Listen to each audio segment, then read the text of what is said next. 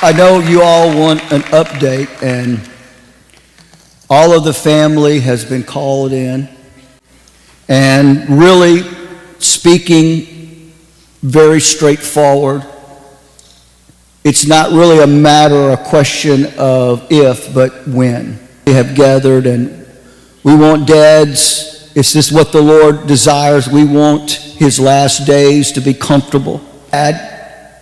But at the same time, everyone's race is going to be finished one day.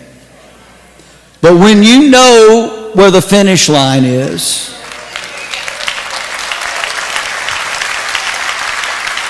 and you know who's waiting at the end of that finish line to say, "Welcome home, thou good and faithful servant."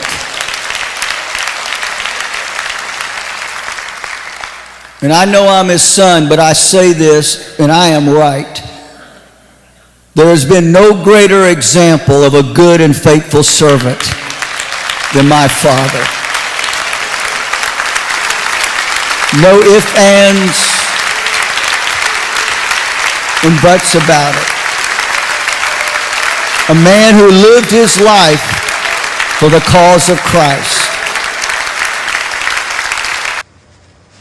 I've just come from the hospital and having a few minutes alone with my dad, and we told you that we would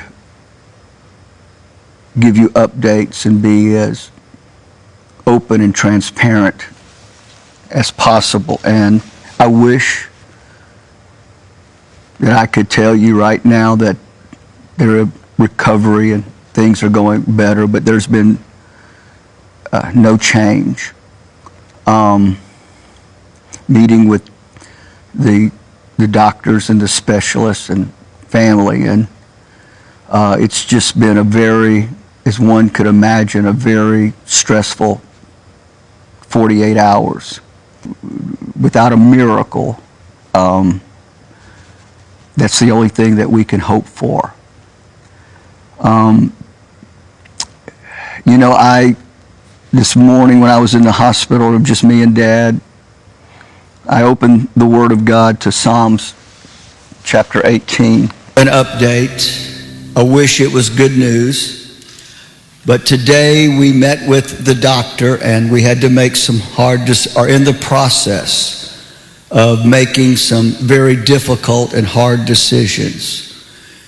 We have called all of the family to come into town, the grandkids that haven't been here, and Joanna and Cliff, for a family meeting on Friday. And barring a miracle from the Lord, and the Lord is the giver of miracles, but we are facing the end. And we would just ask that you would keep the mother in prayer. It's a heavy weight upon her shoulders. And we thank each and every one of you for your prayers, and those of you that are watching all of the emails that we've received from all over the world. We appreciate it. All of the texts that I've gotten and phone calls, and I'm so appreciative to the Church of God. They have, as a denomination, they have stepped up strong in their calls to me and their emails, and not only the rank and file, but the leadership of that denomination and Southern Baptist ministers and pastors. I said we'll be having a meeting with the entire family Friday, and it's the next couple of days will be hard days with the things that we have to discuss. So just keep us in your prayers during this time. And didn't want to be a downer, but I told you I'd be transparent. Not going to hide or keep anything from you. I'm not going to paint a rah-rah picture if there's no rah-rah picture to paint. I'm going to tell you the truth. I welcome you guys back on here. If you're new, consider subscribing, liking, and also share this video. So Donny Swaggart spoke with deep emotion and honesty during a church service, giving a somber and heartfelt update on his father, Reverend Jimmy Swaggart's health condition. Speaking as both a minister and a son, Donny came out and acknowledged the seriousness of the moment. In a speech, he said, I know you all want an update on all of the family has been called. And of course, then he shared the family's candid awareness of the situation, saying, really speaking, very straightforward, it's not really a matter of a question of if, but when. With visible emotion, he emphasized the family's focus now is on making Jimmy's final days as peaceful and meaningful as possible. He said, we want his last days to be comfortable and we want him to be surrounded by his family.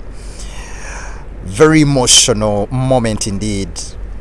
Donny described how and his son Matthew visited the hospital that morning, and of course other family members, Jennifer and Joanna, and of course his mother Frances and Auntie Paige, were all there keeping the vigil. He asked for continued prayers, particularly for his mother, saying that she only goes and takes a shower, and goes back to the hospital, spending all her time in there.